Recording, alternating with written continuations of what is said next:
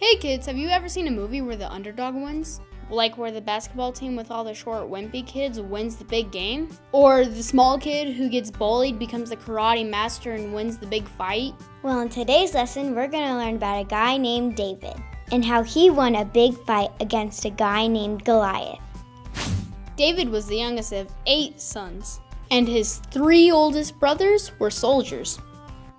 Do you remember King Saul from our last lesson? Well, David's brothers were big, strong warriors in his army. And David was just a little farmer boy who took care of the family's sheep. And occasionally, he would deliver his brothers lunch when they were on the battlefield. Goliath was a huge warrior champion, fighting for the bad guys. Goliath was fighting for some people called the Philistines.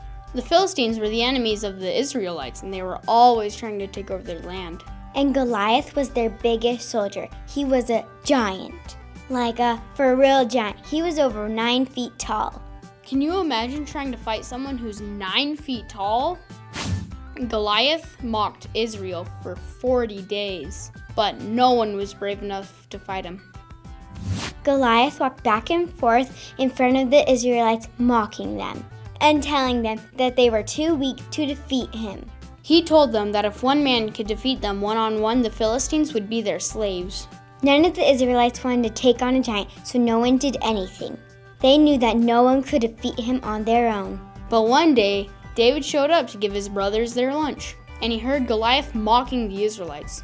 So David decided he was going to do something about it. David fought Goliath and killed him with a rock.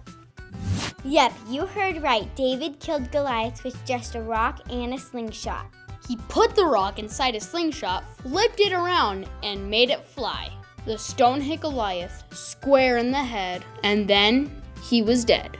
No one thought Goliath could be defeated, but David knew he could do it because he was not alone. And here's what we can learn from this story. Anyone can win when God is on their side. And David knew he could win because God was on his side. Memory verse. This is the Lord's battle. And kids, that's true for us too. When we're facing big battles in our life, we can win with God on our side. So kids, next time you're watching a movie where the underdog wins, think of this story. And remember, if David can beat a giant, then you can win any battle with God on your side. Hey kids and parents, if you want to learn more about Saul or courage, check out the links below.